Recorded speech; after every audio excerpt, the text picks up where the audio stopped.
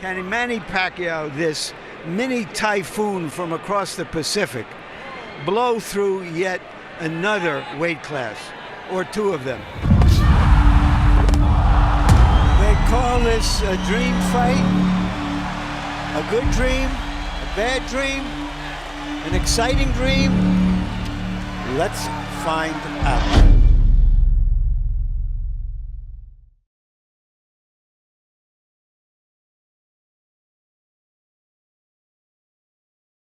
This tale takes place in spring of 2007, right after Oscar De La Hoya's loss against Floyd Mayweather and their historic record-breaking prize fight. Since there was a rematch clause put in if Oscar were to lose, he decided to exercise that right and push for a rematch in September of 2008. In the meantime, Mayweather fought Ricky Hatton, who was one of the original fighters he wanted to face before the split up with Bob Arum. Floyd would beat the undefeated Hatton, stopping him in the 10th round.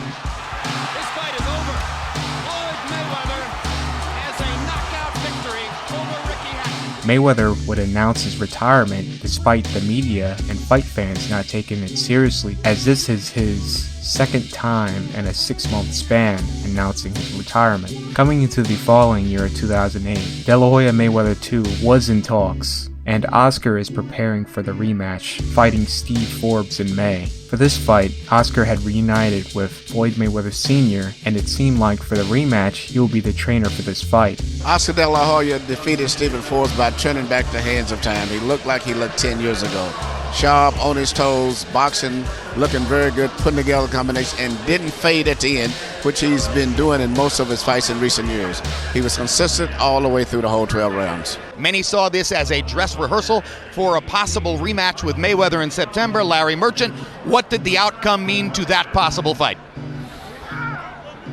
The fight looks like it's virtually a done deal. Shortly after De La Hoya's win against Steve Forbes, news that absolutely shocked the boxing public: Mayweather officially retiring from boxing. This completely ruined the September slot, forcing De La Hoya to cancel that date altogether for a fight, as the search for the right opponent will be tough. Earlier that year, Manny Pacquiao comes off his biggest win yet, defeating Juan Manuel Marquez in their long-anticipated rematch for the WBC and lineal Super Featherweight title by a narrow split decision. By this point in Manny's career, staying at Super Featherweight can possibly age him as a fighter, with making weight and all the wars he's been in. So the decision was made for Pacquiao to move up to lightweight. That fighter to test if Manny had what it takes to be a world-class lightweight was WBC champion David Diaz. Diaz earlier in 2007 came off a big win defeating Eric Morales in a tough 12-round decision. This fight was set for June 28th, just 22 days after the cancellation of Mayweather De La Hoya 2. Pacquiao in his first fight at lightweight was an absolute shocker. He was the favorite to win, but how he won, how he dominated, and how he weathered Diaz's offense was amazing to witness. The speed and skill of Manny Pacquiao is amazing to behold. A southpaw Jack Dempsey in the lightweight division. A non-stop aggressor with speed and power beyond compare.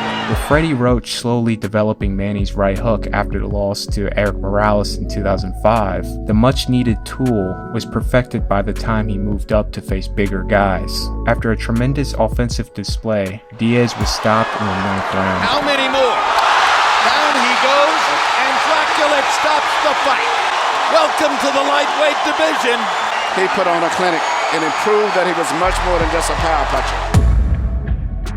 With the retirement of Floyd, Pacquiao is now the #1 pound-for-pound fighter in boxing, which carries big weight in promotion to fights. With the Diaz win and the pound-for-pound rankings, this makes Pacquiao a target as a replacement for the botched Mayweather rematch. A deal for this fight was quickly made. Though Pacquiao is under the Top Rank banner, he is supposedly signed to Golden Boy Promotions as of 2006. He was under a 7-fight deal with them. A fight with Oscar will be rendered as Fight 6 under this contract. A deal for this fight was easily made by August. Oscar guaranteed $20 million and Pacquiao $6 million. Since the September date was canceled for an Oscar fight, it was now moved to December 6. Coming to the fight, the main concern was how would the weight affect both fighters. This will be Manny's first fight at welterweight, and Oscar's first fight back at welterweight since 2001. The best way to find out what the fans were thinking of at that time is to hit up the forums. And it seems like from the fight fans' perspective, Pacquiao was favored to win, despite officially being a live underdog by the boxing public, who deemed this fight a mismatch. ESPN seemed the least impressed by this matchup coming to the fight, despite the historical significance as well as the huge amount of revenue to come with it. This is the biggest money fight headlined by a Filipino fighter and an Asian fighter in general. A much smaller man. What went into your decision-making process? Because Oscar, you can fight anybody for big money. Why go against this guy? Where, look, he's a much smaller man, and isn't there more to lose against a much smaller man? Well, the fact that they challenged me. Everybody challenges you, Oscar. Absolutely. the best fighter in the planet. The fact that he challenged me. The fact that he said he can knock me out. Oscar brought in a Hall of Fame crew for training camp. Legendary trainer Nacho Beristain as a head trainer. Mayweather Sr. was busy training Ricky Hatton for his big fight with Paulie Malignaggi in November. At assistant trainer, boxing legend Daniel Zaragoza was put in. What came to everyone's surprise, Oscar personally asked for another legend, Angelo Dundee, to be his advisor. Can't miss it with a right-hand counter. Can't miss a southpaw with a right-hand counter. He looked at fight tapes of both him and Manny and gave Oscar valuable information, what to do and what to improve on for the upcoming fight. I know. Well, because you'll be here. You're not going to be there. You're going to be here. No, you don't want to be straight away. That's all. Just give him an angle. And remember, confuse him. You dictate. You dictate everything. Besides Manny having the training camp of his life,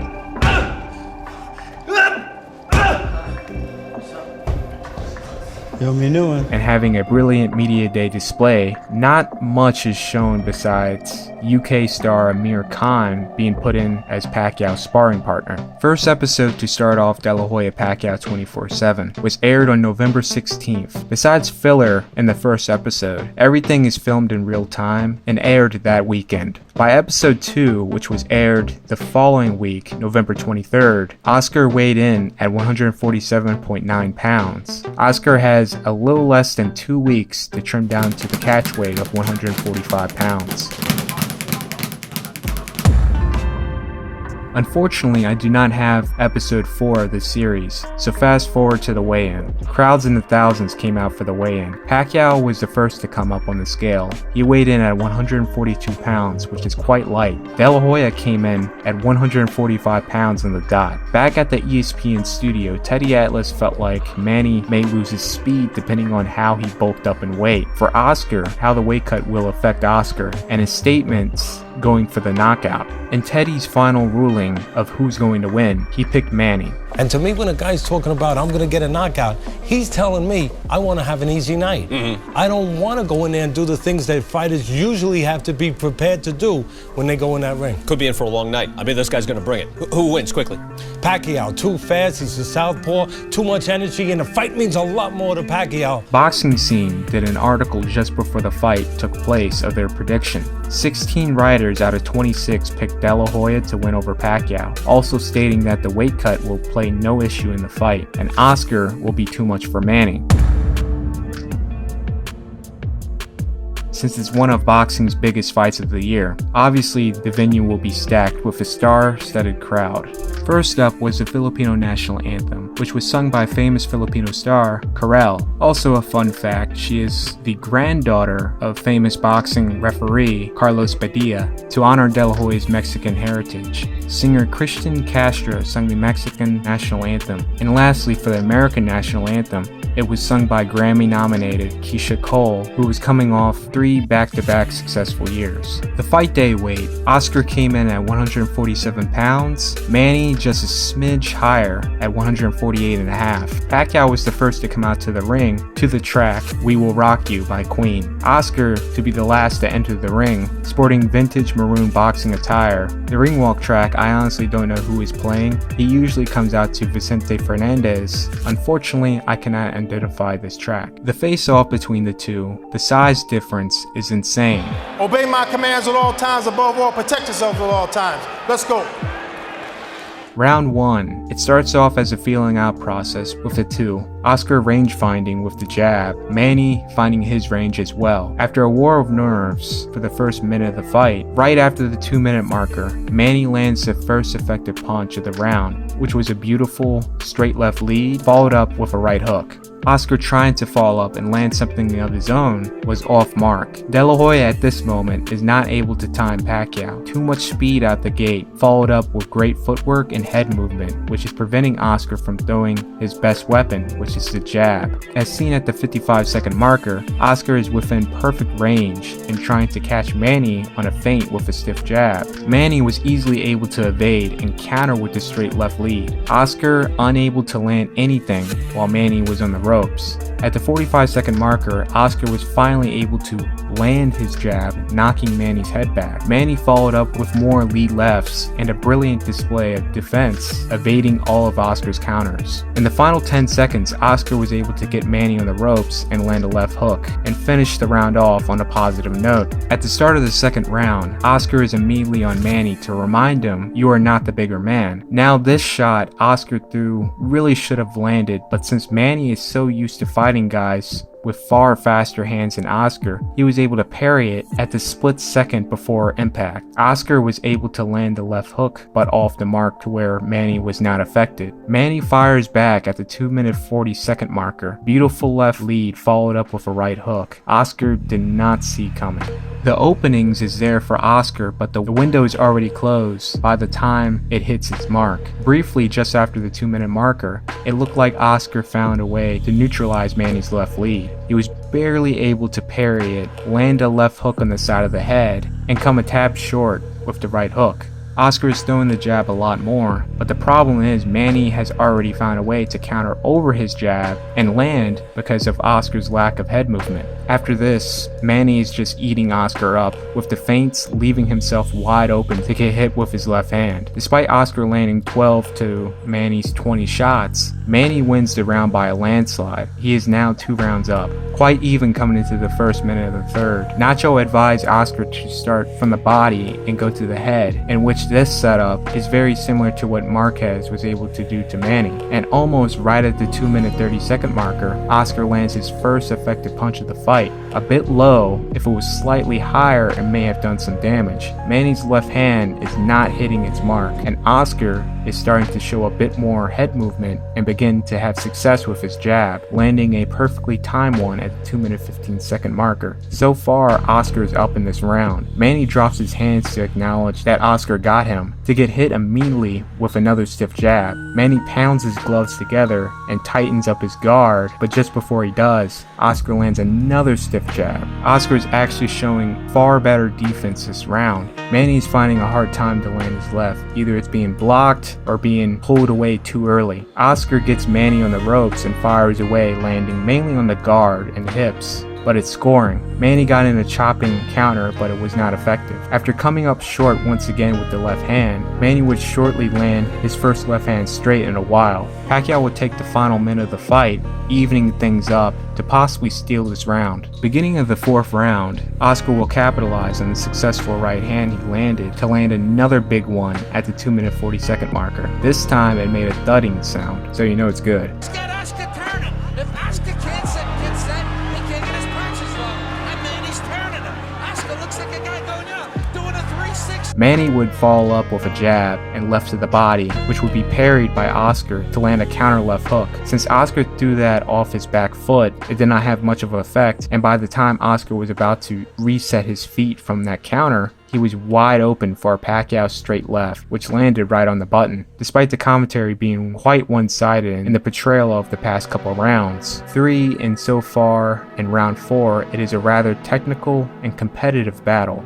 Manny looking for openings while being stalked by De La Hoya. Oscar is actually using the jab quite effective, neutralizing Manny's offense, and right at the 2-minute marker, Oscar sets him up with a perfect right hand. Despite Oscar finding his mark with the right hand, I do have to mention I don't think Team Pacquiao was too worried about that because Oscar's right is not known to be a fight-changing weapon, but so far it is giving Oscar points. Manny at a minute 15 starts to find his rhythm in the round, almost landing at his own will, pretty much tying the round up and more than likely winning the round. The final minute was an offensive and defensive collapse by Oscar, who has hit the wall. Manny will finish the round big, and the momentum of the fight has made a drastic change since Oscar's energy hit a steep decline in just a matter of minutes once Manny began to pick it up.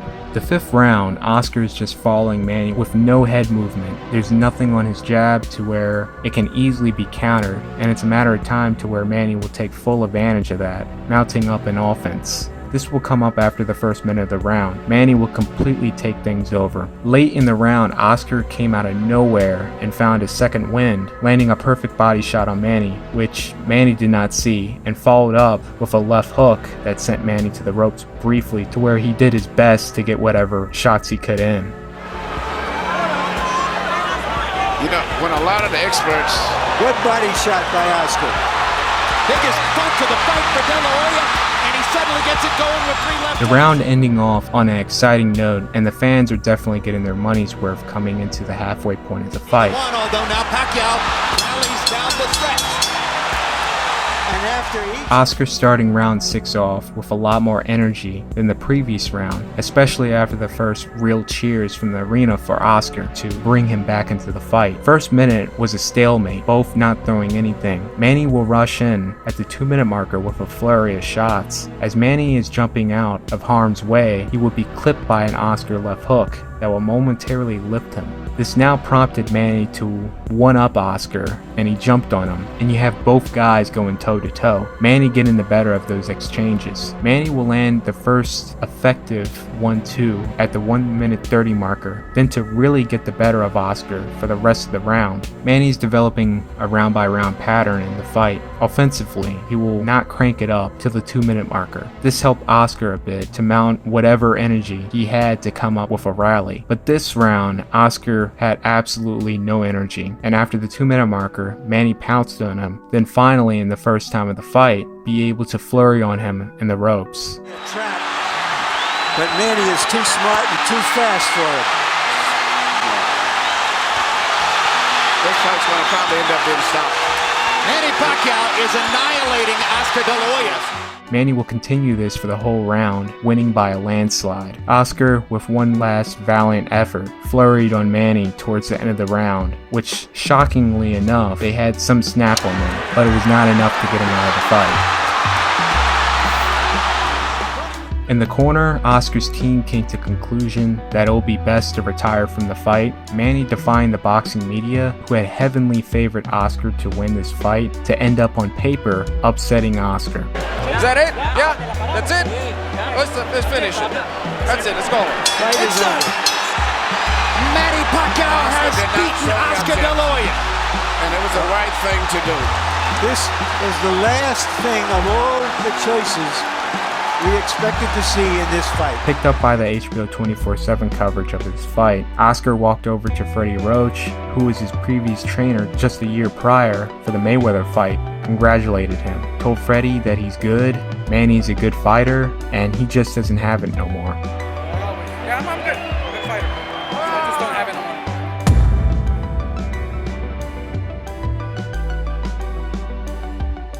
The final punch stats: De La Hoya threw 402 punches, landing 83 at 21%. Manny throwing 585, landing 224 at 38%. In the post-fight interview, Oscar was asked if the weight played a role in the fight and if he was drained. Oscar had every right to say he could have been, but this was his response. Did you find yourself feeling weak from your lower weight because you couldn't respond, or was he just too fast and too elusive at the same time?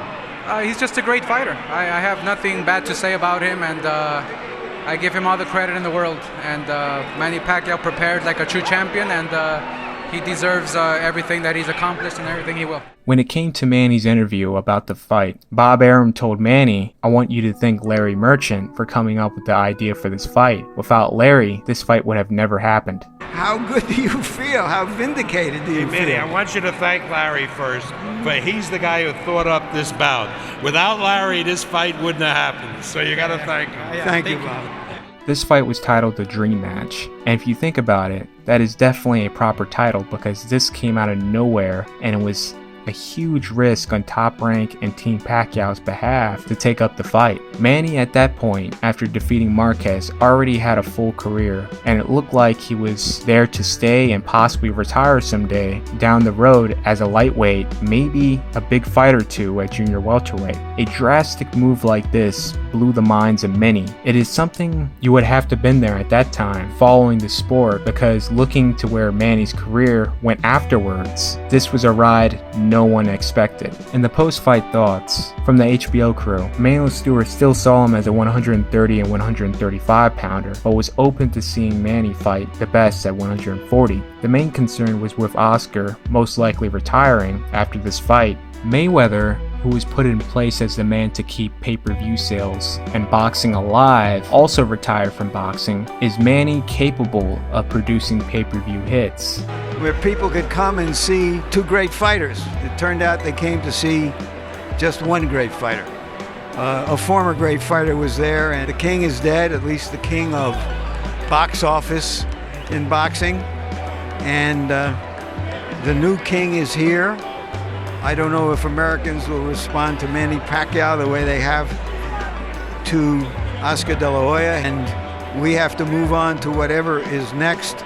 This fight generated 1.25 million pay-per-view buys, raking in $70 million in total revenue, becoming the fourth non-heavyweight bout to generate more than 1 million pay-per-view buys. Since Oscar was a cash cow and he was the headliner for this event, his star power was used to generate such a number. Manny's next fight will be an audition to see how marketable a Filipino prize fighter is in America. At this point, where the Filipino-American community has grown to a substantial level, they're showing up in the masses to Manny's fights, displaying such hardcore and also mainstream support stateside, which you would normally see from the likes of the Mexican boxing community. Manny also earning the respect of Mexican fight fans who also pay to watch and attend Manny's fights as well, no matter who he is fighting. HBO and Top Rank now seeing that they may have something really big on their hands, and is now willing to take that risk and invest.